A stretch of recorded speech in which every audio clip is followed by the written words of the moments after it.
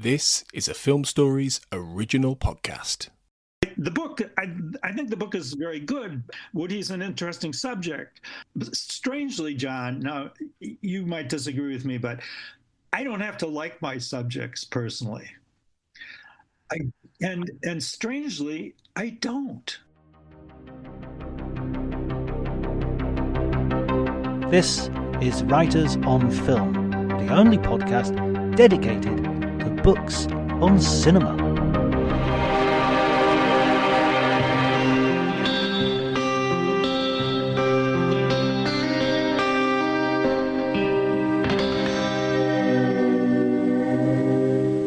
Hello everybody and welcome to Writers on Film. My name is John Bleasdale. I am a writer and film critic, and today I'm delighted to be joined by an old friend of the podcast, Patrick McGilligan. Thank you for joining me, Patrick. Thank you for inviting me. Happy to be back. Last time you were here, we were talking about biographies. And last time you were here, you also said a fatal suggestion that I write one of my own. Little did we know what ill you spread into the world. Yes, I'm an infectious agent. Yeah. But we're going to talk about your new biography, which is called Woody Allen, A Travesty of a Mockery of a Sham. And it's a brilliant book. It's a wonderful read. And also, I have to say straight off the bat, it's a courageous book because this is a topic that most people would kind of flee from. Why did you write this book? I guess is the simplest way of putting it. Yeah, well, I probably should have fled from it. The honest answer is always that someone gave me a contract. But in this case, it was my editor of the Mel Brooks book who was talking to me, having a long conversation with me about other possible topics. And it was a very fractious conversation because he wanted me to do things that I wasn't interested in. And then I wanted him to do things he wasn't interested in. And I actually, in the back of my mind, was thinking, I don't want to do another book. There's just so much work. It's such a burden and a responsibility. So after a long, fractious conversation, he said, I want to try one more name on you. And don't jump down my throat. That'll give you an idea of the kind of conversation we were having. And I said, okay. And he said, have you ever thought about Woody Allen? And I said, thought about him, yeah. And he said, do you like his films? And I said, in general, some very, very much. And he said, do you think he abused his daughter, adopted daughter? And I said, I don't think so, but if I find out that he did, you'd be the first to learn about it, and I would certainly investigate that. And he said, so would you do a book about him? And I said, yeah. And he said, okay, we have a deal. And thus I was ushered into, the House of Woody, without the enthusiasm or the great zest for it that you might think until the contract arrived, and then I have no zest. But that's because I just done Mel Brooks, and there was a bridge from Mel Brooks to Woody Allen, many bridges, in fact. But Sid Caesar was a bridge because they had both worked as writers together on a Sid Caesar television show, and they were friends. And a lot of people think of them in the same sort of broad bracket of Jewish comedians who became filmmakers. But I knew that it was a, difficult topic. I'm not Jewish, so every time I write about somebody whose Jewishness is important to them, either perversely in the case of Woody, since he's tries to throw it off in a lot of ways, but also advertises it in his persona, that it requires me to do a lot of thinking and be sensitive and be careful. So that, and then, the whole Mia thing, that, and then the vast body of work, it's a lot easier to do Mel Brooks, who only directed, whatever it is, 13 movies. I'd have to look it up, and produced a few and did a lot of other interesting things, because you only have to talk at length about a certain number of movies, and those movies, and some of them you don't have to talk about at length because they're not that good, whereas Woody is, up to 50 plus, then the ones he only acted in, then the ones he did on shows he did on Broadway, and, and then lost work like his PBS. So it's massive, I did this with Hitchcock, and you couldn't skip a Hitchcock film or somebody in the world would try to kill you. when you stepped out in public. So you're obliged to treat each one seriously. In Woody's case, there are some that are, obviously much more important and much better. And then there are some that aren't that good, so you sort of skip through them. But on the other hand, if I was going to write what my editor wanted to be an authoritative, fair, complete, biography of Woody, which there really had not been researched and thought about in terms of the films, that was going to be a lot of work, that I needed to be paid for and have a contract. And that helped. That always helps my attitude. But it got worse because the book was contracted before the second round of Me Too denunciations and cancellations. And, by the time the book was done, Woody was pretty much canceled, pretty much permanently tainted. And therefore, everybody's appetite for the book, including the publishers, had diminished greatly. And the possible readership, had diminished greatly. So it was an arduous journey. It's funny that you mentioned in terms of the publisher, because I was thinking as soon as I picked up the book, I was thinking of Apropos Nothing and how Alan's own memoir had to move publishing houses after it was kind of boycotted by members of the staff of the publishing house. Yeah, well, their publishers are worried about that because they're not so much worried about their staff, although some are, but they're also worried about other authors who might consider themselves, members of the Me Too movement or feminist in the sense that they would condemn someone like Woody out of hand. And so they are worried about that, and they're worried about sales. And I can't. I'm not a big seller anyway, so I can't really argue with them on that basis. So it was a courageous decision on the part of the publisher, which ultimately, I think the publisher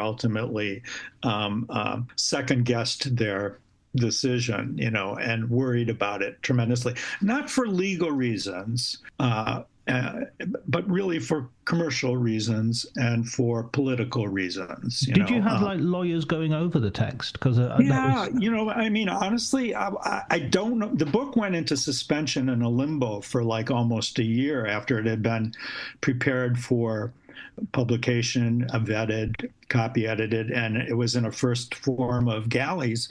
And at that point, the Wall Street Journal came out with a report that said that Woody Allen had dined with Jeffrey Epstein several times over the past years because they're neighbors and knew each other, et cetera. And also, raising a question mark over how could they have friendly dinners together. Usually, I think almost always with other people, because Jeffrey Epstein was a famous big soiree thrower. And that froze the book again. Froze it. So I don't know what unfroze it, and my editor left, my supportive, good editor left, and I was handed over to a new editor who had never read any book I'd written and probably still hasn't, and at the time was diffident about Woody Allen as a figure. Right. That's I think a fair word to describe her attitude. It's a she, and then the book went into this dark limbo for months and months and months where we weren't sure. I really just wanted to get paid, which is a familiar author complaint. I had done my work, but this is a long way to the punchline, which is the lawyer, the very important, expensive in-house lawyer who carefully vetted the book. And good lawyers are as good as, and in my experience, better than copy editors. They catch things. And he was even catching New York things, that I had gotten wrong because I'm in Wisconsin. And it's another thing writing about somebody from New York is daunting, But he caught things, but inevitably he really loved it and he championed it. And my gut tells me that his championing of it and his passing of it, vetting it legally and saying this is good, that was a big mark in its favor in the corridors of the publishing house, where it was briefly and seemed to be doomed, that it was not going to, it would be doomed there. Now it would come out eventually somewhere, because the book, I think the book is very good. Woody's an interesting subject. Strangely, John, now you might disagree with me, but I don't have to like my subjects personally. No. And strangely, I don't. Well, for the most part, I strangely do not, and I'm obliged to like them professionally in the sense that I try not to dislike them. In print, many of them I've met, and so you couldn't guess out of my 20 to 25 books, excluding all the blacklisted people and all the screenwriters who I kind of like on principle. But there's only 2 of my biography subjects that I would say today, yeah, I really like those people as people, before I get to them as artists. And then I really like them as artists, too. But I like Woody Allen as an artist when he's artistic, I like Mel Brooks as an artist when he's artistic. Do I like them as people? I don't want to say I don't like them, but I'm not someone who has to like the person. That's not my job. I think it's cool when a biographer writes about somebody because they love them or they're passionate but I'm not that person. I'm not a film fan. I'm not a fan of celebrities. So I don't get all wet, over my subjects because I like them. Inevitably, I form respect for them, but that's not liking, if you know what I mean. So if you've read the book, then you know that, Woody is a very peculiar personality, to put it kindly, and not my kind of personality as a flesh and blood human being. He wouldn't cotton to me, and I wouldn't cotton to him probably. But that's not a prerequisite. So when my editor was saying, what do you think about Woody Allen? I wasn't thinking about how much I like him. I was thinking, I do like his films and I admire his career. And he had gotten himself into a deep hole personally. And of course, I like that sort of for a book, meaning for a life story, I like to have tragedy or stupidity or flaws in a human being. That part attracts me. But unraveling the Mia thing, that was very, very, very daunting and difficult and unpleasant. It's interesting that I was kind of reading it and thinking at some points this is almost devolving or evolving or into a kind of Russian novel, that there's a feeling that, and in some ways it's a real positive of the book, I think, because ultimately a Woody Allen biography without if that had never happened in a parallel universe, would have been kind of rat-a-tat-tat repetitive. It would have been, and then he made another film, and then he made another film, and then he made another film. And heaven forfend that you want something terrible to happen in order to stir the waters. But those chapters were fascinating to read, I have to say. Those were the chapters where you sort of sat up and went, wow. Well, it doesn't have to be terrible. I mean, because Woody has a lot of behavior with women, before you get to Mia, that's fascinating and fun, to write about. And another thing about me is, even though I say I don't have to like somebody, I also say I don't dislike them, please. But I have to somewhat identify with them, or at least meet them halfway as to who they are and accept it.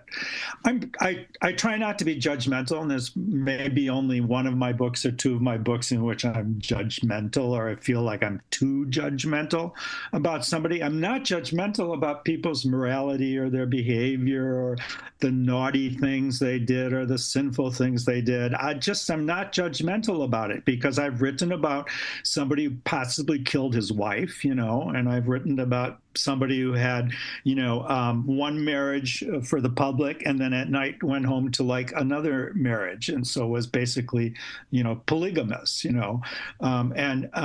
And then, I've written about people who do way too many drugs and drink, and I'm just not a moralistic character.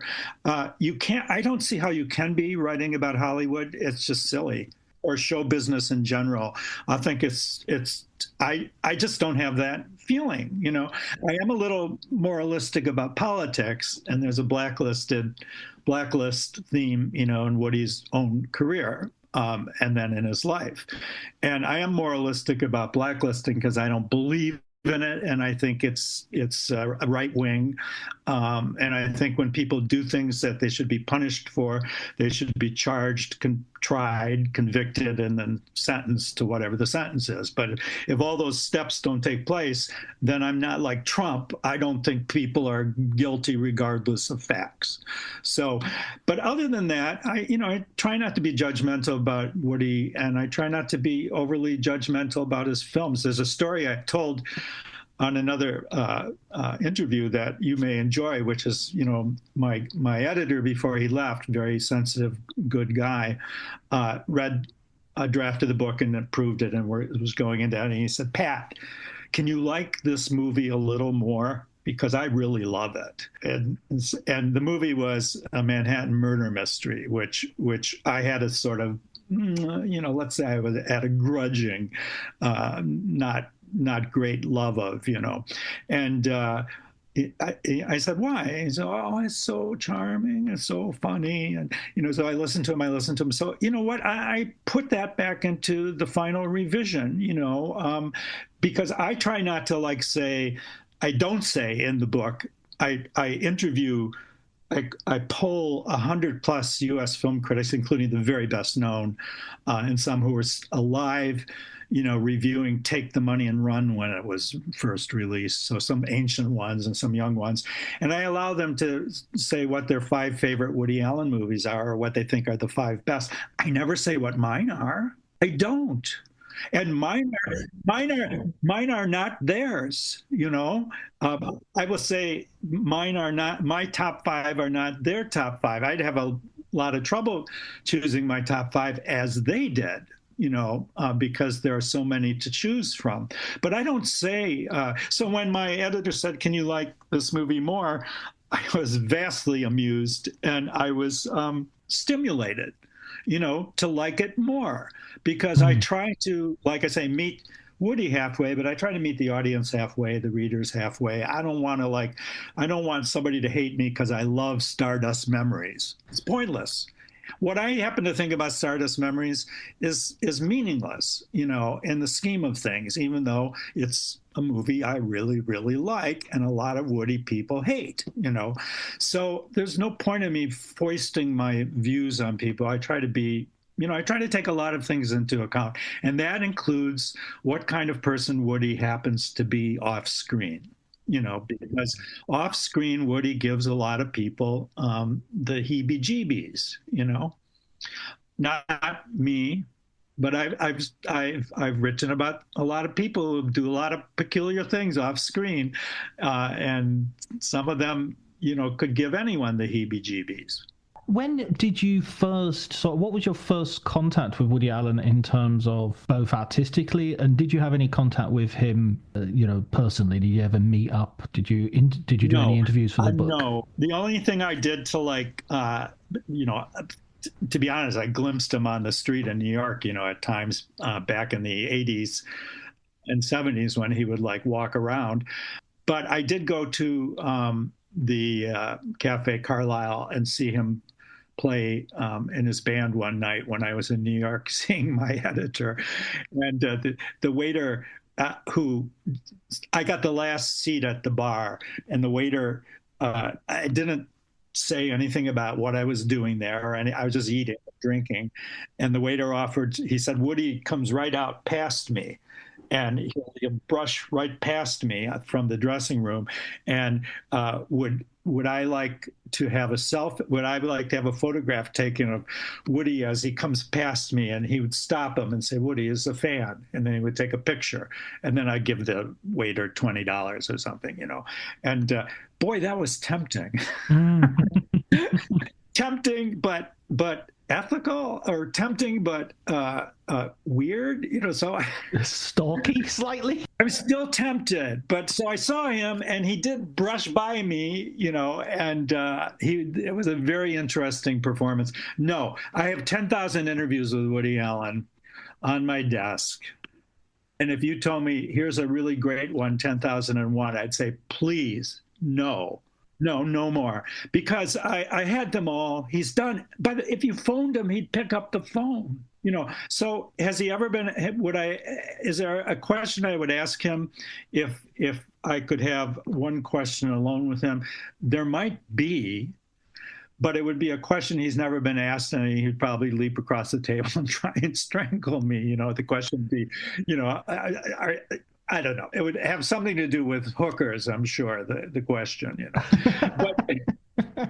But it's an unimportant question, unless it were answered, then it would be fascinating. It's an unimportant question in the scheme of things because he answers all questions. Now he answers a lot of questions the same way for like 60 years. So he's a marked example of consistency in the way he answers things. He was consistent in the whole Mia Dillon thing, the way he said. His behavior is a very consistent behavior. So I read all the interviews in order to get the best quotes or the most interesting quotes or to see where they went into this subject as opposed to that subject. And I'm obliged to read them all. There are several entire books of interviews with Woody. And so did I need to interview him? No. My agent was married to Walter Bernstein, who wrote The Front. So could I have pulled a string to meet him? Sure. By the way, I was walking around Paris when Coup de Chance was being filmed and saw a flyer outside John Baxter's apartment near the Rue de l'Odeon, and it was a flyer to close down the street for a film that was known by the initials of, I don't know, it was like Woody Allen's new project. So it was WANP, or something like that. So I knew immediately what it was. So I went there the next day and watched him film for 3 hours. Did I cross the street and ask him for an autograph? No. Did I cross the street and say, "Can I ask you one question, Mr. Woody?" No. I showed great restraint and dignity. I just watched. The guy standing next to me, is elbowing me. What are they all looking at? That's Woody Allen. Which one is Woody Allen? Well, of course, it's pretty obvious because he looks like Woody Allen. The glasses, yeah. Yeah. He said, "Oh, that's him. That's his." He said, can I borrow your pen and a piece of paper? I'm going to go get his autograph. I said, "Well, I think they're going to stop you, and you're not going to." He said, "I'll bring the pen back. So I give him a piece of paper. I give him a pen. He goes running across the street. You'd think he'd be tackled, by police and stuff. He goes right up to Woody, and Woody signs it. He comes back. See, I got Woody's autograph. So anyway, I saw him. Yes, I've seen him. Do I want to interview him? No. I would just make him nervous, and there's no point. I once sat across the table from who's the female actress in North by Northwest? It's out of my brain. Eva Maria Saint. Yeah, I sat at a small dinner party with her. I was seated at that table by a friendly person who knew I was writing a Hitchcock biography. I never mentioned I was writing a biography. I didn't take a single note. I listened to her all evening tell stories. By the way, she's one of the most charming and intelligent actresses from that era that I've ever met. And I didn't hardly met her. I was just at a table. It was a table of maybe 6 people. And, the next day she was in front of a big auditorium answering questions from Hitchcock scholars and at a big conference. And she said, nothing different. So the same stories on a roll. Same stories, and I wouldn't quote her from a dinner unless she told me something astonishing, that I would contrive to. But so I wouldn't ruin her day by telling her I was writing a book, and could I ask her one question about Hitchcock? Was he really fat? What did he smell like? Yeah, you can't imagine the questions that were asked at the Hitchcock conference. I had to leave the room for some of them. There were also Teresa Wright was on stage, and so was Janet Leigh, because they would stand up and ask. I'm not putting them down, but they were like dewy-eyed in the presence of these people, and would ask the most commonplace questions you've heard 150 million times before. I mean, Janet Leigh not only wrote her own memoir, which was good, but she wrote a book about the filming of Psycho. Right. So my personal, I'm going to allow you to get a word in edgewise here in a second, but my personal philosophy of if a person has written a book, then that's probably it. And that's probably what you as an authoritative person should quote, unless they suddenly astonish you and say something really incredible. But you shouldn't send them a letter saying, can I come and interview you for an hour about the making of Psycho? I don't think you should. No, not if it's Psycho and it's been covered as exhaustively as that. Yes. My first experience with Woody Allen was sort of back to front, because I remember for my birthday somebody gave me one of his books of prose. So I read that before I saw the films, and then I got out of the library. It was called Side Effects was a book I remember. Yeah. And I got out of the library a double album of his stand-up, and so I listened to his stand-up. All of this before I saw a Woody Allen film, and then they did a season on BBC Two, and I watched them kind of in close proximity, one every other night, I think. And I became a huge fan from the get-go. I must have been about 13, 14 at the time. So it really spoke to my sort of adolescent, sort of pubescent self. And I've been a fan ever since, I must admit. It's and so reading that, it was great sort of rediscovering that sort of stuff. But another thing that I really enjoyed in the book was the sense that there is this persona from the stories, the soufflés, as you call them, from the New Yorker, from the stand-up, which he very much creates over the course of a year or 2 years of really grueling work putting together that persona. There's a real bifurcation between that persona and who he really is, and even like his parentage and everything. That split really, really interested me, and those early chapters I thought were fascinating in the book. See, that bifurcation doesn't really exist in the same way with like Mel Brooks, who right. is on screen the way he is off screen to a great extent. And it's one of the reasons why is he's not really acting, that's him, So my first book was about Cagney, and I've also written about Clint Eastwood and Jack Nicholson. And I'm very fascinated by the personas of actors who adopt various mannerisms and tics and traits in their characters they play in order to slide into another personality that they feel comfortable performing as. And it's always different. But, Cagney, for example, in real life was a very reticent, shy, quiet, poetic kind of personality, or let's say whimsical kind of personality. And then, on screen, he's an explosive, violent gangster and also a great, amazing dancer,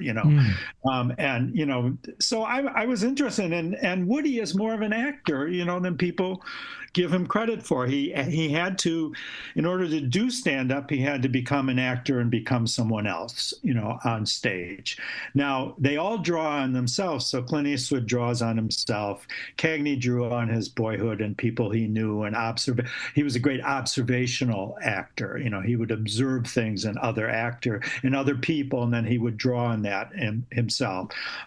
Nicholson is, in high school and back when he was an unknown, was always that kind of person.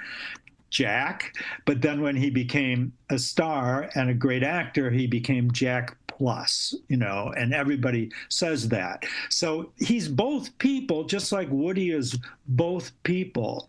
And Woody draws upon his own suffering and angst and cerebral ideas and his womanizing and about women in his comedy. And then he became a character, a kind of schlub on stage who, he couldn't even handle the microphone, a very nervous guy, and he can't do gadgets and stuff. And that was a lot of that was, there were true parts of that, in the real Woody, but, there were also parts that were completely exaggerated for comedy. And you can't really find the dividing line. So I don't know whether it's bifurcated or it's a meld, and then over time with a lot of people who have very powerful screen personas, they become the persona to a great extent, even off camera. They're obliged to keep that performance up. I'm working on something about Catherine Deneuve now, and it's the same issue, which is fascinating. What is her and what is the invention, that she's created that we're all fascinated by? Where is the line? How do they meld? What is she drawing from? So you always find this. But so Woody, he's, most people say, oh, that's just Woody, but it isn't. It's a great performance as Woody. I like Stardust Memories and films like Deconstructing Harry because you get really wildly exaggerated versions of Woody, in which I find his performance to be great. I like Broadway Danny Rose because it's not because it's Woody, but because it's a great performance as Woody. He's doing some kind of Damon Runyon version of Woody, which is really, really a great performance. And so Woody doesn't always give a great performance, but he almost always gives a good one, because he's playing a version of himself that he is perfecting and changing over time. So the films that you first fell in love with are probably the ones I fell in love with, from Take the Money and Run up to Annie Hall, all those like early comedies, they all got votes for Woody's greatest films ever. I'm not surprised. Yeah, because people love these pure, farcical comedies, and he moves out of that as an actor and a filmmaker, so that by the time even you get to Annie Hall, you see a guy putting on an amazing performance. He was nominated for Best Actor for Woody Allen, for Annie Hall, and I say in the book it's a crime, that he didn't win, because he was great. He had worked his performance up to this amazing level, and then he shifts gears and he becomes more of a naturalistic performer in ensemble pictures, and his performing even gets better. His performances get better and more varied. And he leaves that sort of farcical slapstick comedy side of himself almost entirely behind. He goes back to it after the Mia Farrow dust up of the early 1990s, I think in part out of a conservative feeling that he had to win audiences back, and it doesn't work as well, because it just doesn't work as well for older comedians to be falling on bananas. It just doesn't work as well. He's not bad at it, but he's not as funny. Yeah. I mean, some of the revelations that I had reading through the book, especially in those early films, but this extends later, is how much other people are involved in creating that character as well. And in terms of the films, in terms of people like Marshall Brickman and people coming in and writing with him, and even later with Douglas McGrath. And I was also interested in this sort of suspicion that goes through. It's a little bit like Clint Eastwood, that the facility they have for doing their thing leads them not to do their thing quite to the extent that they could really sort of break through into absolute greatness, if you like. There's a sort of like, okay, that's good enough. I don't need more than 2 takes. And when it comes to the theatre, especially those chapters you were talking about the theatre, it's sort of like he doesn't know anything about blocking, and he's not willing to learn, apparently. Well, I don't know. I think he got, you're talking about Don't Drink the Water and then Play It Against Sam. And those were Play It Against Sam was a pretty big hit. And it's, by the way, it's not considered a Woody Allen movie because he didn't direct it, but it's a pretty good movie with a very funny performance. I think the difference between him and Clint Eastwood is that Clint Eastwood has been doing that as an actor, his entire career, and the variation is narrow. Every once in a while, he'll do something like White Hunter, Black Heart, and remind you that he can act, but mostly he's doing the persona. Woody left one persona behind with Annie Hall, and then he starts up another persona, and then he does really, really well throughout the 1980s until he has. I mean, some of the films with Mia Farrow are great. And it's important to say when you talk about Marshall Brookman or Douglas McGrath, they're really were very useful and great collaborators for Woody at certain points in his career. But he needed the woman, the lead actress, too, so that Diane Keaton was enormously helpful. Louise Lasser, in some scenes in some films, was enormously helpful because a guy like that needs a really good foil. It was very hard to call Diane Keaton's shit on camera because she's being kookier than him, at times. And so that made them twice as funny. It made him twice as funny. He knew that. And the same is true of Mia Farrow, who gets a bad rap from a lot of people in Woody's career, which is stupid because several of the films with her are among his greatest, in part because she's great. She should have won an Oscar for Broadway Danny Rose. She is super hilarious, and she's funnier than him. Now, he understood that.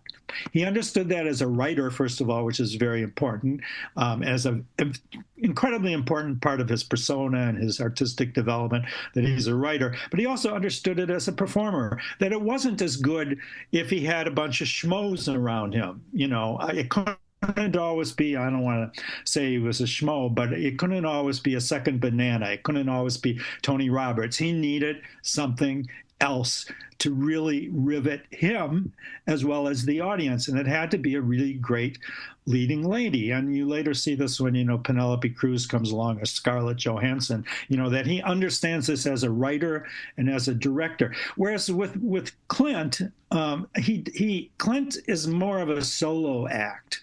And the people who come in and out of his movies are relatively unimportant in the scheme of things. He's a solo act, and then he has like a tag along, and then he has a young woman that goes up to his shoulder, and then he's doing Clint, Only I Can Fix It, movie after movie, with a lot of variation within those limitations. But sometimes, and it was true in Nicholson's career too, sometimes a great female lead lifts everybody up like an equal person. And Diane Keaton was for a time equal, and Mia Farrow was for a time equal, on screen with Woody. And it made Woody he knew this, though. It wasn't a shock. And he talks about in the book, all the things that Diane, in interviews that are quoted in the book, of all the things Diane Keaton taught him, about filmmaking, about decor, about women. Well, this was being channeled into his writing and his filmmaking. And, if you see Take the Money and Run, which is a really cute film, or Bananas, which is a really cute film, they don't have the same balance and strength, really, of the ones that come along with Diane Keaton, who takes the movies to another level. You see right away that she's a star, and that she's his equal. She's gone on, by the way, to one of the great careers, relatively unsung, after Annie Hall, even though she gets nominations and people know who she is and she's really important. But she's a great actress. He discovered her not only as an actress, but he discovered her as his equal. Yeah, and it's, Jack tried to do that with Angelica, and it didn't really work for Jack and Angelica. Clint tried to do that with Sandra Locke, and it worked worse. And they had some good films together that people really praised to the skies, I would say, overpraised to the skies. But I don't think you can overpraise Diane Keaton and Woody, or Mia and Woody, when they're really doing well in a movie together, right down to Hannah and Her Sisters or Crimes and Misdemeanors, Absolutely, absolutely. I mean, even one of the surprising moments, one of the many surprising moments in your book is when it's in the middle, if not after the 1990s revelations, and they're in the sort of they're just over the first sort of court case, and so everything is poisoned, and he's prepping another movie, and he sort of says, do you think Mia could do this role? Do you think we could phone Mia up and get her to do this role? And it's like, I don't know if she'll want to, Yeah, and she didn't do much afterwards. She didn't do much before, between Rosemary's Baby and Woody, and then she didn't do much afterwards. But those 10 years, or whatever it was, 12, she did a lot. And she's really, really good because she has a good writer, a good director, and someone who understood that she had to be equal on the screen to him, that she would lift it up. By her greatness.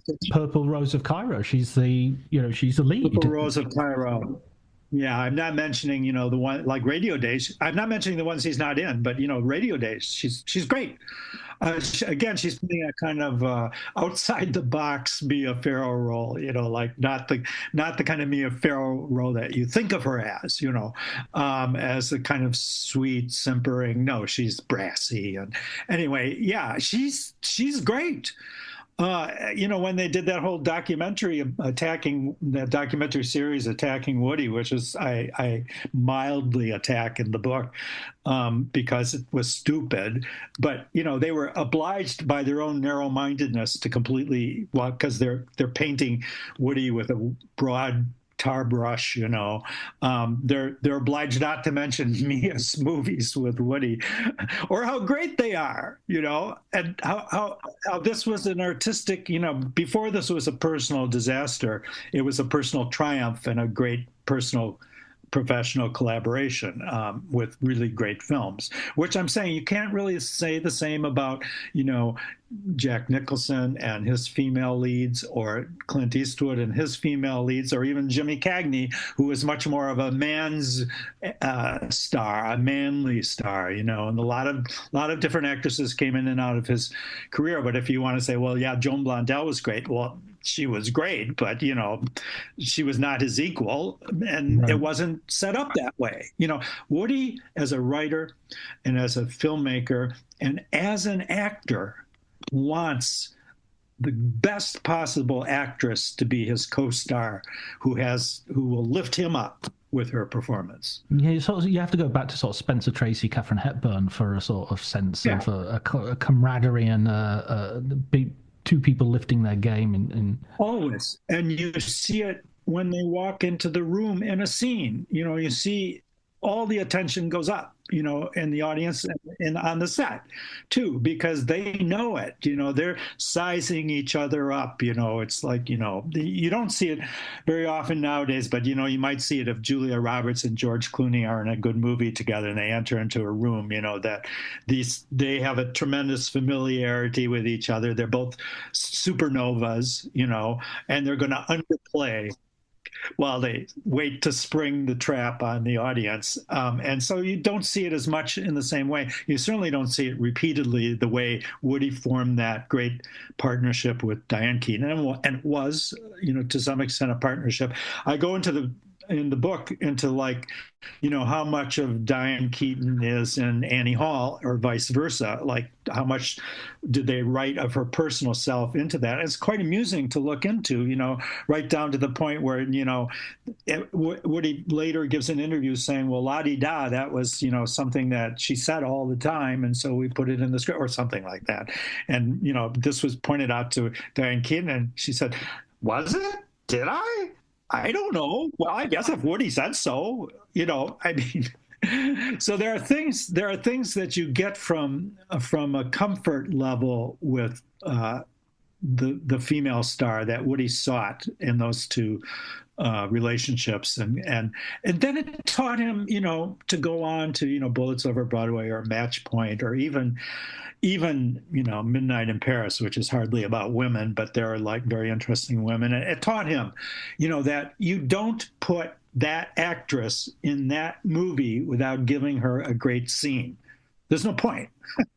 So he's trying to write a really good scene for, actresses and women. And he's thinking on a lot of different levels, including acting. That's why he's really a great caster, and he had a great casting agent, but he had a great eye for what he wanted, because he wrote something, and then when they walked in the room, he said, "Oh yeah, he did, go away now. I don't want to talk to you anymore." He didn't want to meet. He didn't want to shake their hands. Angelica Houston wants to have lunch with him during the making of Crimes and Misdemeanors, and he says, "Oh, I have a cold. Not today." "Oh, why? What would we talk about?" And she never gets the lunch. Javier Bardem, he says 2 lines to him. It's sort of like, "What are you doing here?" is one of the lines. It's like, "You're filming me today, Woody. I'm in the scene." Yeah. I mean, he has a sixth sense about, which is a cliche about actors. He sees an actor and he says, "That's perfect. Go away. You'll be great." And then, he really, I talk about in the book how often he directed, Oscar-nominated performances by men or women. He has a pretty good record. I'd say more, I don't know, I'd have to look it up, but I'd say more than Scorsese, because, and maybe more than Spielberg. And I don't know who's in second place, because he's good at it. And those movies, made by Scorsese and Spielberg, they're not built around performances in the same way.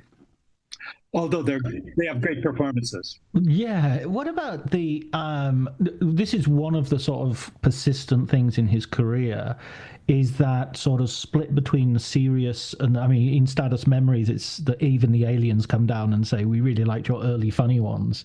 So it's something he jokes about in the films. I'm a big fan of Stardust Memories as well, I have to say.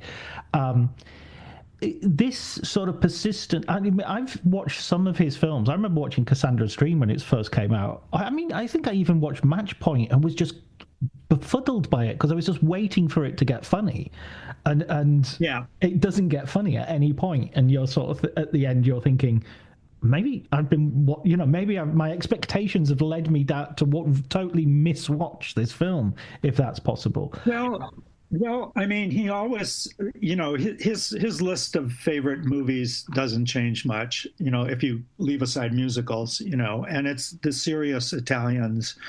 And in America, it's, the serious Americans. It's Orson Welles, who is not a funny comedic filmmaker at all. And Hitchcock, who's kind of witty, and sometimes quite amusing, but is also, bleak and gripping, much of the time. So Woody had a crush on, the really, really serious, bleak playwrights, Tennessee Williams, but also Ibsen, Chekhov, anybody you want to name who's bleak. Eugene O'Neill, yeah. Eugene O'Neill, and he always aspired to do that. Honestly, I think he does in Blue Jasmine, and he also does in the Wonder Wheel. That's a rather humorous Eugene O'Neill movie, because at times it's very humorous, and it's always got 2 levels going on, but it's also Eugene O'Neill, and he almost wanted to do that, and then he got sidetracked by doing that without any humor in Interiors, which did not get a single vote from any of the 100+ critics as one of his best movies of all time, even though it was nominated for a half dozen major Oscars at the time. And then he this all the way up through September, a movie called September, which most people haven't seen, probably for good reason. He was every once in a while going back to this, bleak, tragic thing. But he leaves it aside for, like Crimes and Misdemeanors, which is a very bleak movie, really, and as a great crime story. And then he returns to it late in his career with movies like Match Point, but really Vicky Cristina Barcelona, Cassandra's Dream, which I happen to like a lot, and he gets more into drama, not tragedy, but there's a tragic undertow. And I don't think, he did a better film than Match Point. He did many that were funnier. but I think Match Point, a lot of people, named Match Point as one of their 5 to 10, and I think it ranks in the top 10. And so he went back to things. He never lets go of an idea. He never gives up. People wanted him all along, including his agents, were telling him, please don't do tragedies, do tragedies with some humor, or dramas with some, bleak dramas with some funny scenes, But yeah, so his natural impulse is to be funny, but his intellectual impulse, meaning what he admires artistically, is De Sica, and La Strada, the bleakest Italian, which, by the way, I also greatly love those movies. So you could see why he starts thinking that way, saying, I would like to try that. A guy who watches, Bicycle Thieves every year wants to make a movie like Bicycle Thieves, or he wants to try it, because he believes in trying. I love that, by the way. He believes in trying and failing. He believes in that. He believes he always fails, so he may as well try. I love that he goes outside of his box. Now, other people hate it. There's no question about it. Other people, but by the same token, there are many, many people, critics as well as, serious, intelligent people who say, he's ugly, he doesn't turn me on, I can't believe him in a romantic comedy. I don't get that at all. That's partly what the comedy is about. I was shocked by how many reviews you quoted that were just like, he's ugly and Jewish, and yeah. I mean, there's a lot of. He's right about anti-Semitism. He might, he's right about it. It was in the air very often in his career, sometimes explicitly from critics, and I think it's there.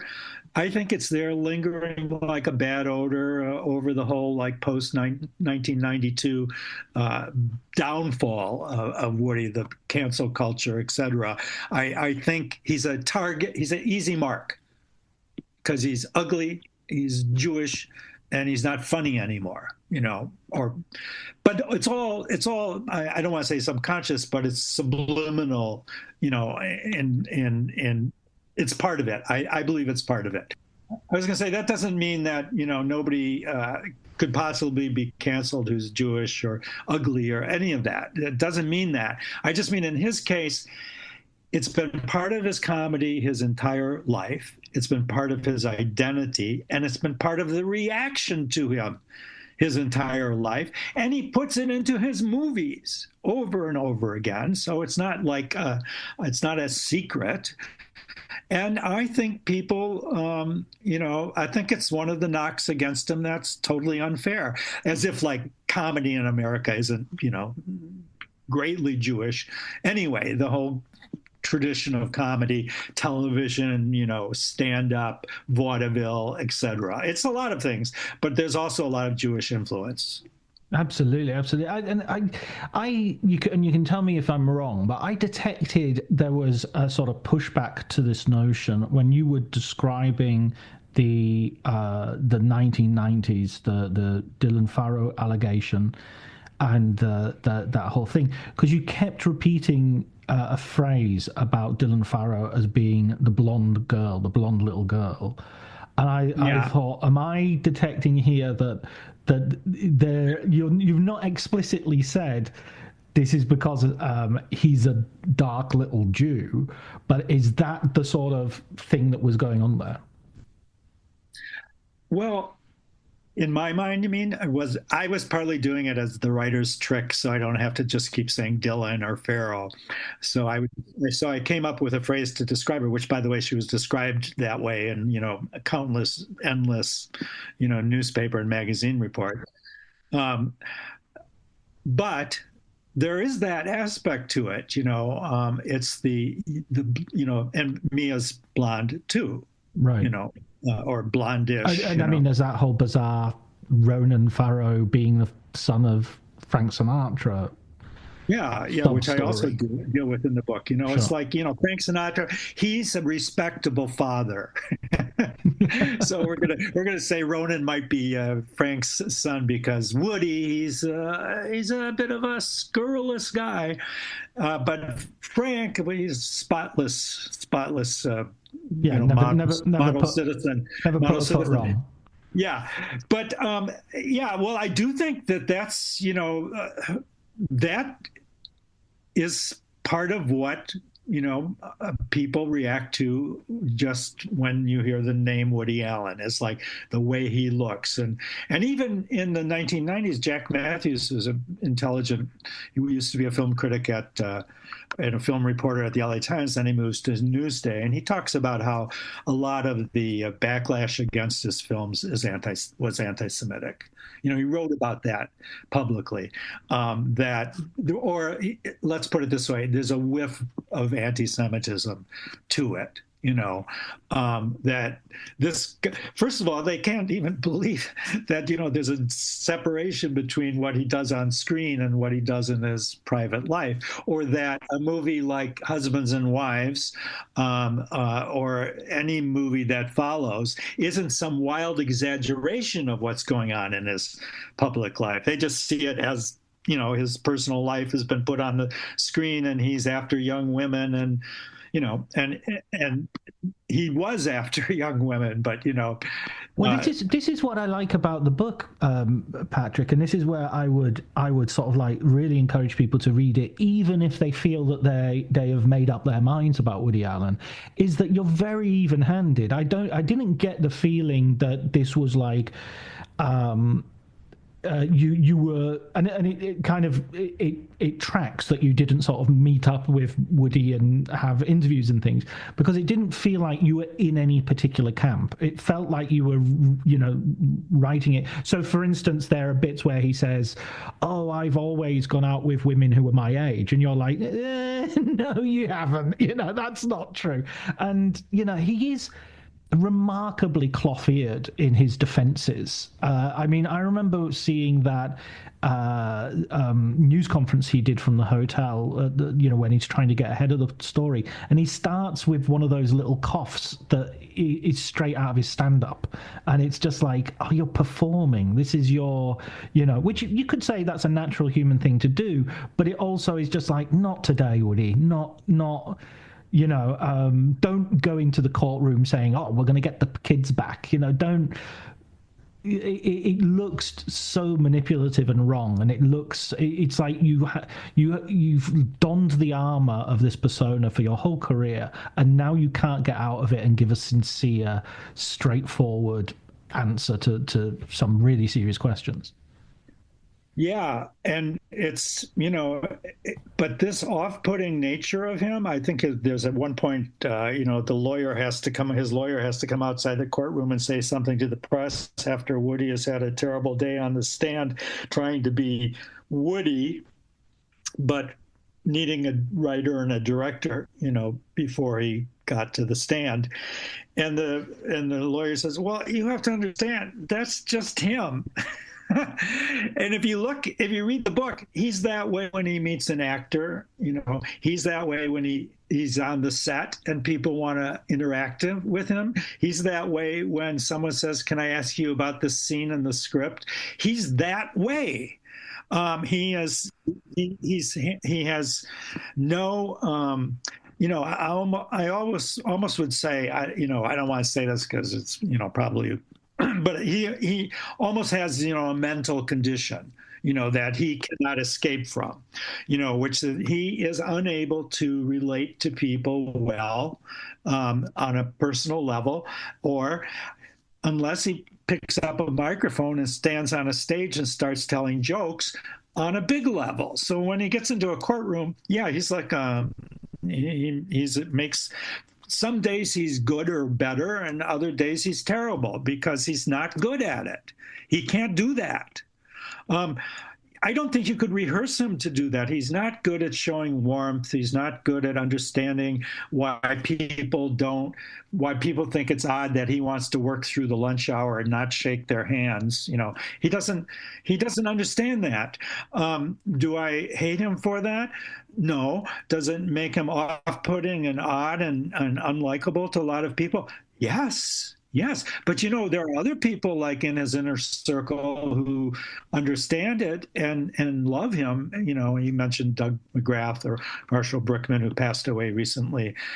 These weren't like fleeting relationships. These were very strong, good friendships because I think to some extent they got to know him better, but also their artistic personalities, and they understand that artistic personalities are sometimes peculiar people.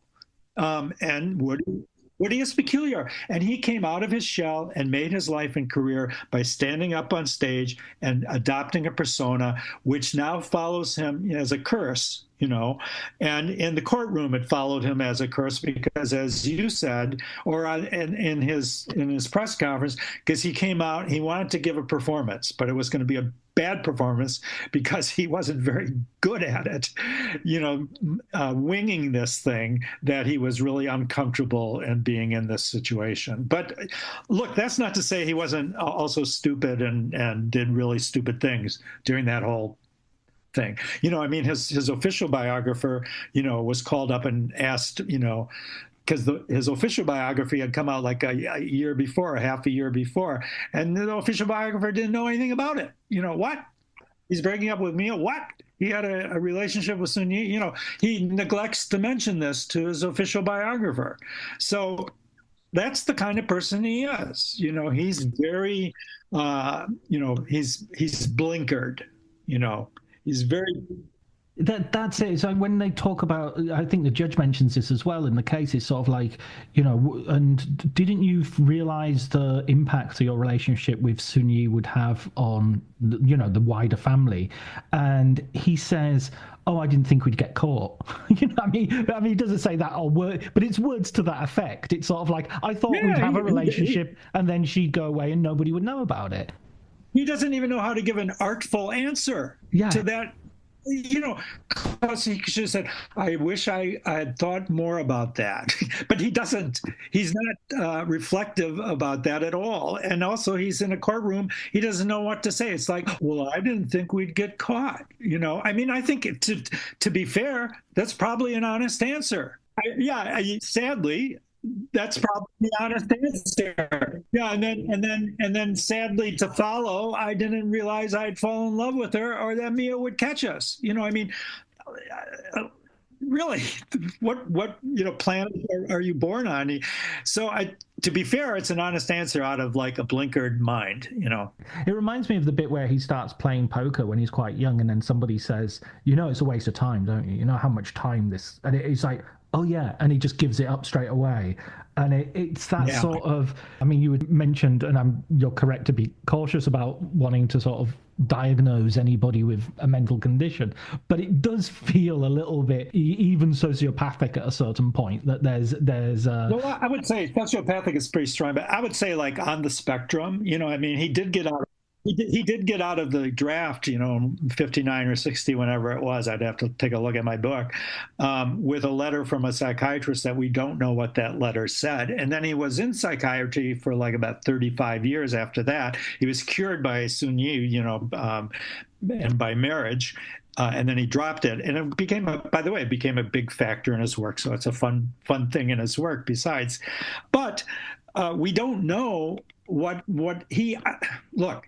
Anybody who goes to see a psychiatrist for 35 years, and that would include me, but I haven't. But anybody who does would have to say, yeah, because I have psychological problems. or I have a mental disorder. Or I have a lot of money that I really don't have a clue what to do with. Yeah, yeah. So obviously, unlike, let's say, Clint, who's like Mr. I know what I'm doing. I know what I'm doing. One take, let's move on. I know what I'm doing. I don't think, has Clint ever been to a psychiatrist? I don't know. But it would be startling, to hear that he was, because he's full of confidence and security. So Woody would have to say he has psychological problems, or had them, and that's why he went to therapists. And he'll say, I went and I told them my problems and I bored them. So, but we don't know exactly what he talked about. So what you see when Woody walks into a courtroom or when he gives a press conference is you see the guy without the persona trying to put on the persona like a ill-fitting coat, and then acting out in public with psychological problems. Like I say, the guy who doesn't want to shake hands or wants to work through the lunch hour, who doesn't even want to make eye contact with, people on the crew, who, like, on his tour, a musical world tour that was filmed, by Barbara Koppel, doesn't know the names of the members of his band, and gets reproached by Sunyi because he thanks one member of the band but never mentions the name of the other members of the band, and it's a small band, and they're traveling. They're traveling together. So this is a psychological syndrome of some sort. Let's put it that way. And is that pleasant? No. Is it off-putting? Yes. Can it give you really bad signals? Yes. But I don't think it's proof of guilt. No, absolutely not. And I mean, there's a couple of last questions I want to get into. So at the very beginning of our conversation, you said that you said to the editor, if I find proof, you'll be the first to know. If I make up my mind about Woody's guilt, so to speak, you'll be the first to know. Was there any moment where you felt the sort of spectrum of your conviction going one way or another, or did you just find yourself completely undecided and that doubt was enough for you to say, okay, well, he's innocent until proven guilty? Well, I looked for proof, and again, to be fair, I would have been happy to find proof. I wasn't carrying a torch, one way or another. I looked for. It would have shifted the book quite a lot. Sure. The book would certainly, that part of the book, but as you lead up to what happens, he's hardly like a public hero number one, right, in his personal behavior, and he's already seeing young women. That's why we have Manhattan, and other things. But so, and if I was the father of a teenage girl going to high school, and Woody took her for a date when he was 50 years old or something, I'd be furious, or worse than a date. I'd be furious. And I think Mia has, plenty of reasons to have gone crazy and be really, really angry and hurt forever by what happened. That said, I looked very hard. I looked at everything that had been written. I looked at all the reports. I called the official in Connecticut who gave a press conference saying that he had enough reason to indict or bring charges. I can't remember the exact terminology. It's an important part of the book. It's only a couple paragraphs, but this was I called him, and I spoke to him. First, I had written him a letter. He called me and left a really angry message on my machine, saying, how dare I write him and ask him to speak about this, So I called him up and I said, hey, it's my job to ask you to speak about this, And he said, well, if he ever spoke about this, he would never practice law again. I said, well, and my understanding is you're retired, Right. And, what I wanted to ask him is, and I did ask him, and he said, what I wanted to ask him was, what is your theory of the case that allows for a child molester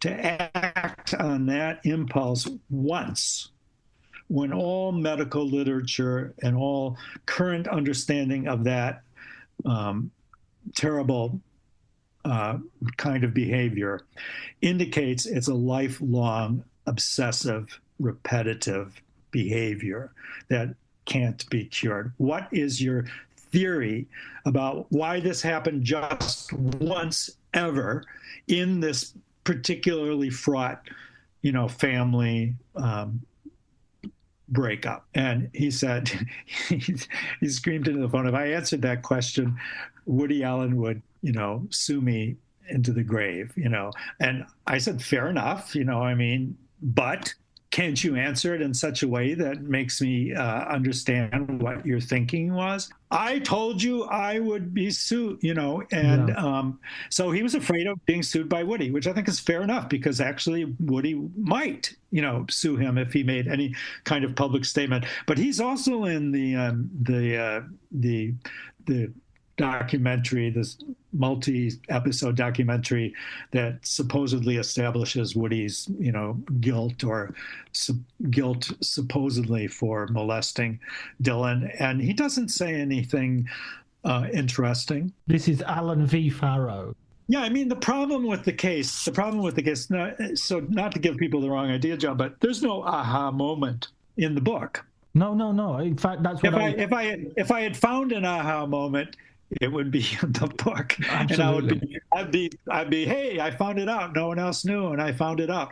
The problem with the case from the point of view of everyone who wants to condemn Woody, and that includes many people who don't even care about whether or not they have any evidence to prove he did something. These include many people who hate his films and don't think he's funny and think he's ugly, But the problem with it is that there are no facts, there's no charges, there's no court case, there's no indictment, there's no facts or evidence other than a young girl said something according to what her mother said she said, and then the young girl grew up to repeat it, and the mother supports her. And then on the other side, you have someone who, and that story, by the way, is shifted a little bit, which I go into in the book.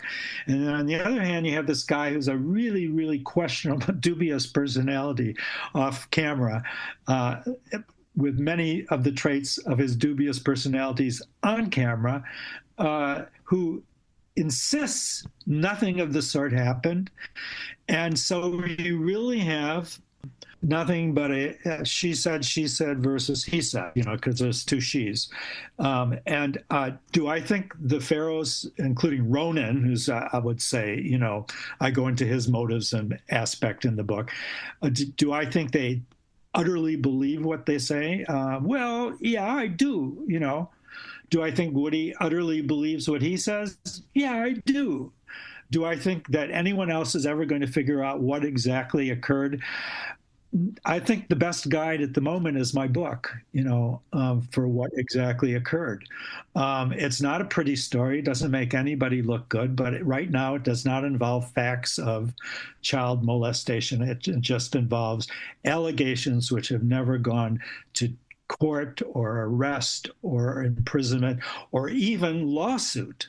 So that's all I can say. And then I'm against, on principle, blacklisting of someone who may or may not have done what they're accused of doing, but we have no facts to prove it. There really are no facts to allege it, to be fair. In other words, it's almost entirely witness hearsay, testimony and imputations, and there's really no facts to allege it. If I was to play devil's advocate, please do. The Me Too movement would argue, sustainers of the Me Too movement would argue that the law as it stands has let down child abuse and sex abuse victims consistently. And so the idea that a legal process in the 1990s against one of the most powerful men in the culture might have been swayed in his favor is not beyond, it doesn't have the same parity as he said, she said seems to imply.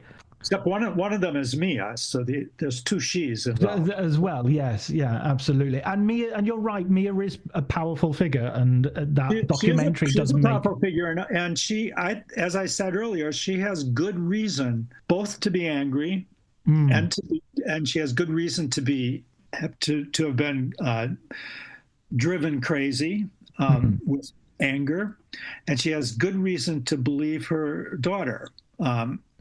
But there's also good reason, as I tell the story, for all of this perhaps not to have happened in the way that it's alleged. Right. And you can say that about parody, and that's true. Big generalizations really don't interest me greatly because, first of all, I'm going to agree with you. There's no parody. But I also say, in the book that there's such a thing as the Scottsboro Boys, who are convicted on female hearsay because it's a racist context, and that means a poisoned social context. Okay. And I'm saying, yeah, there's a poisoned social context here too, but also, you say after 1992, well, he's so powerful. Actually, he's not. He gets diminished. He's a very difficult cockroach to squash. So, he keeps coming back with films that defy all expectations and are very successful, either with the Oscar people or with audiences, but he is diminished till today, right? Today, he's canceled. Well, by the way, they're successful. Bravo, cancel culture. He's canceled. If that's what you want, that's what you got. So I'm just in the position of saying what you don't got are facts, and if that doesn't make you a little nervous or anxious, that's fine. That's your business. But I pointed out, and there are actually people quoted, there are feminists quoted in the book who said at the time, first of all, some people said crazy, inaccurate things. So the opposite of fact. But then, by saying, he married his daughter. Woody, how can you believe a man who married his daughter? So they said crazy, inaccurate things. But then there are people who said, I don't care if I'm wrong. We should believe the woman, and we should support the victim. Have they never heard of the McMartin case, where children said they were abused by child care workers, and there was a huge investigation and criminal complaints brought and people's lives ruined, and it turned out to be the imagination of children. So yeah, I think Dylan Farrell should be listened to, and I also think she's worth listening to still, However, facts are stubborn things, and if you don't have them, it's a problem. So I don't think there's parity, but by the way, there's no parity necessary for lawsuits. And by the way, this whole thing of they're powerless, they have Ronan Farrow and Nicholas Kristof, two Pulitzer Prize winning journalists, in their documentary alleging non-facts to be true. Yeah, and the 3-part HBO documentary isn't exactly they're not exactly standing on a corner. They're not powerless people. Mia during the trial would say, well, Woody's got a big phalanx of publicity and lawyers, and she was represented by an extremely powerful lawyer, very well, and she did a good job. She's better on the stand, She was better on the stand, and I think partly because her anger and her hurt was real, whereas Woody was still trying to absorb everything that was happening to him as a result of him not doing anything out of the ordinary from his point of view. So, I'm not sitting here saying Mia shouldn't have won that case, although she certainly did poison, the well against Woody's son, Ronan, permanently. And she tried to do it with her other kids with varying degrees of success, because one of her children eventually comes back to Woody's side and completely rebuts everything. See, most people don't want to. And also, Sun Yi is a witness of the life in the Farrow household. Yeah, it's all not one-sided. So mostly people aren't, thinking about it in its nuances, because its nuances are ugly and unpleasant, and they're not fun to dwell over, But the nuances reveal the facts sometimes, and the real problem is just the problem with a crime. If there's a crime, there has to be evidence and there has to be facts. So is there a crime? I don't know. At this late remove in time, how will we? I say in the book, we'll never know unless there's a deathbed confession by Woody or a deathbed confession by Dylan, by Woody that I did it, or by Dylan that I made it all up, or I might have made it all up, I can't remember. And barring that, and even that doesn't tell you everything, because it's too late for people's memories to be trusted. So if you go back, put it together, assemble the story, it's a very interesting story, but it's unpleasant. Nobody comes out looking good, and it's very unclear exactly what happened. So I'm not saying I'm clearing him of it. I'm not declaring him innocent. I'm declaring him he hasn't been arrested, indicted, charged, sued. It's I wouldn't say it's a witch hunt, because it's a bit of a witch hunt, like when people said to Woody, "Oh, this is terrible," at one point he said, "No," because it was during COVID. He said, "No, COVID is terrible. What's happening to me is just a little thing," So, and it's an index of a bigger thing happening. It's like it was happening in a lot of areas of show business, which didn't reflect well on Woody, because it overlapped and it made Woody look just as bad as it was happening to everybody else. So it's like, the Venezuelans being deported to El Salvador. Okay, maybe there's a dozen of them that weren't, gang members. Who cares? Let's just deport them all. So a lot of people got swept up in Me Too, and the vast majority of them appear to be very guilty of bad behavior. But Woody's behavior, most of which is detailed in the book, in such a way as to not take his side or to be sympathetic. Most of his behavior with women, while questionable, is not illegal. Meaning like you were the father. By the way, I talk about how the parents of these people, are being bad parents, by like the parents of Mariel Hemingway in Manhattan are bad parents, and the parents of the young women that Woody was dating were bad parents. Or let's put it this way, they were not, super strict. Maybe protective. I think it's really interesting, because I know there's been this thing about Manhattan, and I haven't rewatched it, so I can't speak to it in terms of having not rewatched it recently. But I remember watching that in England and sort of thinking, well, what's the problem? Because in England, the age of consent was 16. I would, I remember coming out of school and seeing cars pulling up to pick up girls, and so the people driving the cars at least 2 years older than the girls. Well, the age of consent in New York and Connecticut is also 17, or I think it's 17. I researched it, and it's in the book. So it's 17. You put it in the book. He was within the age of consent, and then they were pushing it for the film. They were pushing it because that's what he does. He exaggerates, a reality that he's comfortable with writing as fiction. So then he exaggerates it, and I never liked the film for that reason, because I thought it was ridiculous that nobody in the film said, "Hey, you're too old and she's too young," from the parents to his friends, and so I never liked the film, and I'm not from New York, so I don't have a romantic vision of New York anyway.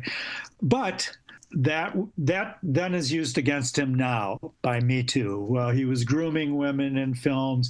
He was grooming them off camera. They had a lot of trouble with that documentary of going back to his old young girlfriends and getting them to say anything bad about him, because apparently he was a good date. Yeah. apparently he was a good guy. He wasn't doing terrible things to them. And so I'm not very moralistic about it. But again, like I say, if I was a father and, I had a young daughter and I think a lot of it is like, oh, he's too ugly, too old, and too Jewish to have a girlfriend like that, in Manhattan. By the way, an amazing number of female critics, who had qualms about Woody, chose Manhattan as one of their 5 favorite movies of all time, 5 greatest Woody Allen movies of all time. And I think it ranks on the list as like number 3 or 4, in votes. I would never vote for it. I don't like it. And I think it betrays Woody's proclivities at that point in time in an embarrassingly puerile way. I think it's a puerile movie. But that's not, that's why I don't like the movie. It isn't why I don't like Woody's behavior in private life, which at that point in time particularly. What do you think his legacy is going to be? Because I mean, he's knocking on now, and he might. I mean, I watched Coup de Chance in preparation for this interview, and it's a reasonably okay film. It's nothing. I like it. I think it's pretty good, especially considering the last one wasn't very good at all. Rifkin's Festival. It was very feeble. It's pretty good. Well, what is his legacy? I think it's sort of like the Blacklist. The Blacklist in Hollywood really wouldn't have happened without pressure from big business and banks on the East Coast. It wouldn't have originated in Hollywood, or wouldn't have had enough power in Hollywood to become a blacklist. Here you see, when you interview critics, and real critics, like Molly Haskell and David Thompson, and younger ones as well, that they realize that his legacy is shadowed forever. They still think he's a very great filmmaker and that he made very great films. So it depends on who you talk about. Probably, in the future, people will say, who was Woody Allen? Because he will become so marginalized by this cancel culture that he will have trouble getting revivals or retrospectives. There was trouble getting my book published, So I'd say his legacy today is very problematic in America, but around the world and in America, there is a very, very strong, small, vocal block of people who believe in his possible innocence, but also believe in his artistry with his greatest films.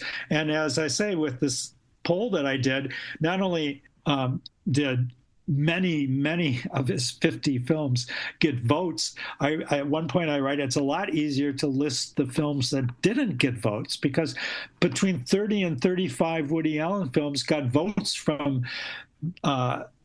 good critics as being among the 5 or 10 best he ever made. So that's a pretty good body of work. It's a good batting average. And yeah, but will he be remembered as a great filmmaker upon his death? No, I'm sure and hopefully he will live long, but he's already lived long, but hopefully he'll live longer.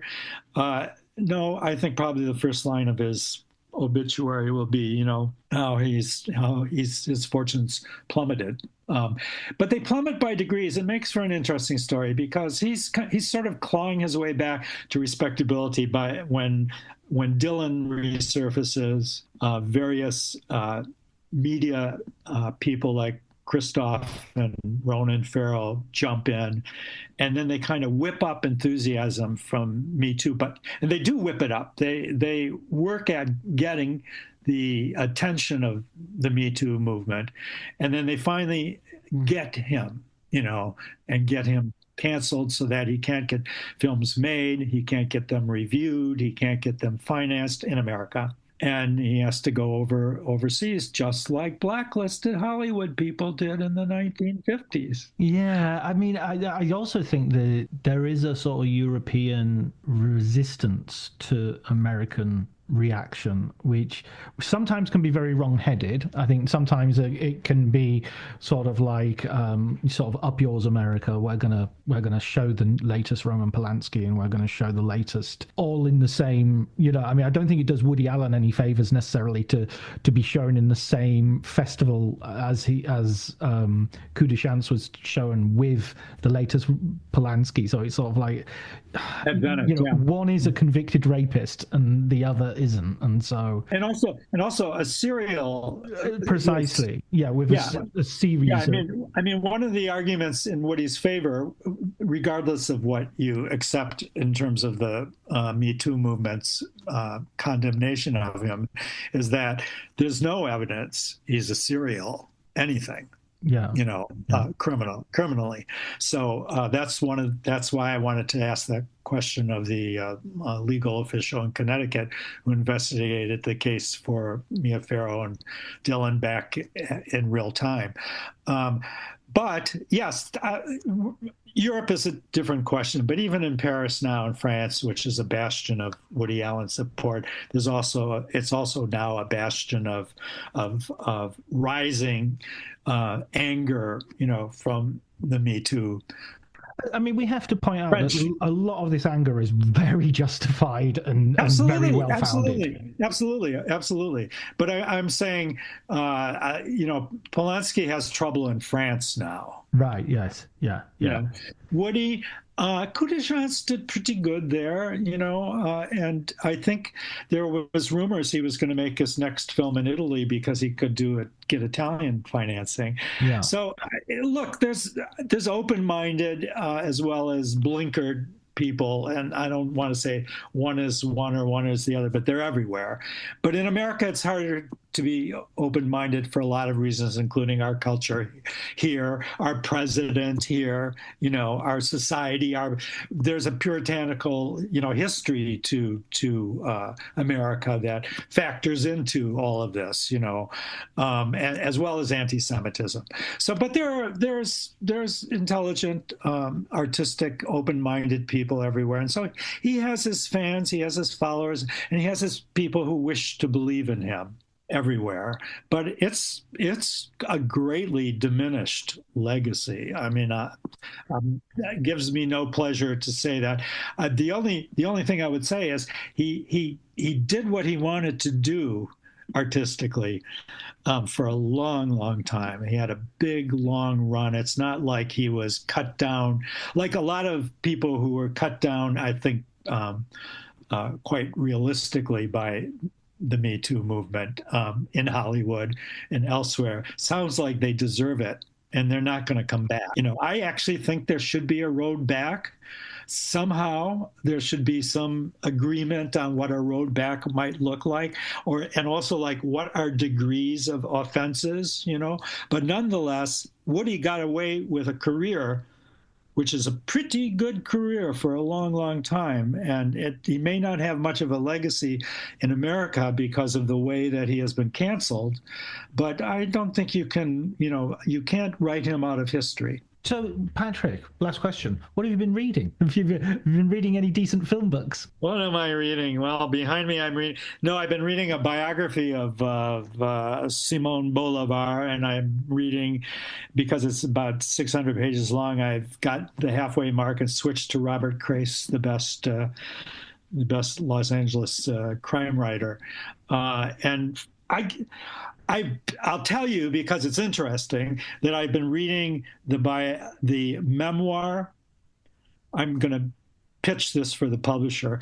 I've been reading the memoir of Anthony Ray, the son of Nicholas Ray, written when he was 21 years old, recounting his romance with Gloria Graham when she was married to. Oh, she's married to Nick Ray. She's married to his dad, and He comes to visit them in Malibu when he's, I think, 13 years old, and Nick is a very absentee, wayward, bad father, and he leaves him with Gloria, who's a very, very desperate, lonely, peculiar person with a very sketchy morality, and they fall into a romance together, and then Nick and Gloria get divorced. Tony moves back to New York where he had been with his mother, and then at age 21 he writes the memoir of what happened to him, between him and Gloria. That's what I've been reading. This is unpublished? No, it's coming out, I think, next year from Sticking Place Books from Paul Cronin.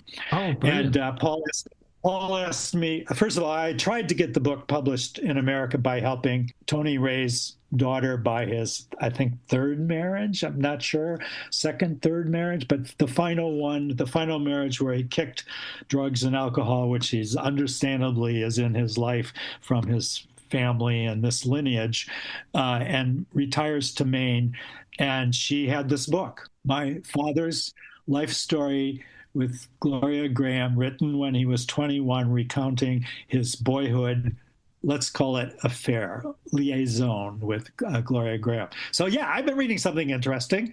Wow, fantastic. It's very, very interesting. I always think, now, since we're talking about Woody and what's true and what's not and what's factual and what's not, and, Woody's own autobiography, I did not love. I didn't think it was very good. And then it wasn't his forte, nonfiction. I didn't even think it was funny, to tell you the truth. I mean, it wasn't funny. It wasn't well edited.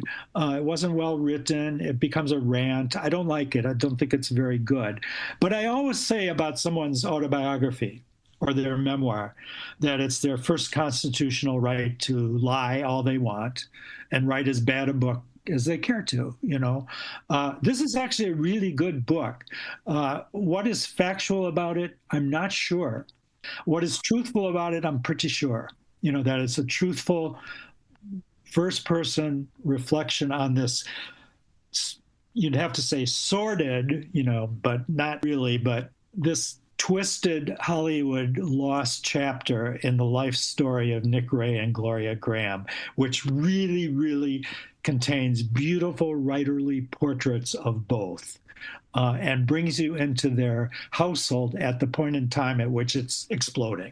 So would that we had Dylan Farrow's version of that in the Woody saga, which, because she was 7, she would have had to write when she was about 21 for us in order to feel that it was a truthful reminiscence, in my opinion, or at least relatively truthful. So Tony Ray, somewhat in shock over everything that had happened to him, went back to New York, and at age 21, so he's maybe 7-8 years removed from events, he writes it down with dialogue and scenes and everything that happens, and he's a pretty good writer. He later on becomes Paul Mazursky's producer and has a long, fruitful partnership with Mazursky. So that's what I've been reading.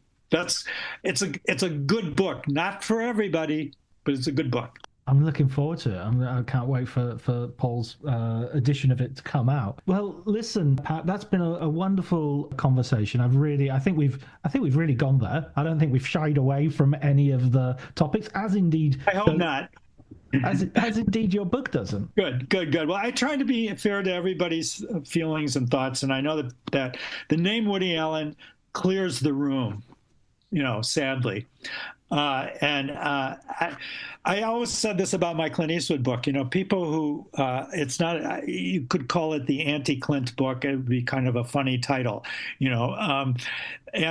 But I have many Clint Eastwood fans who have come to me and said, well, I can tell you really don't love him as much as I do, but I learned a lot. Well, that's important. So like I said, I'm not professing to love or like Woody or his films, but some I do think are really good films, and I'm not moralistic about it, and you would learn a lot. Exactly, and I totally recommend it. A Travesty of a Mockery of a Sham, Woody Allen, by Patrick McGilligan. That's his line from Bananas in the courtroom defending himself. I know, it's so good. I love that.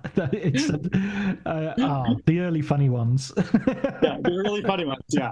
Anyway, John, good to see you. Good to see you. We do it again sometime. Absolutely. Take care, Patrick. In Italy someday we must do it.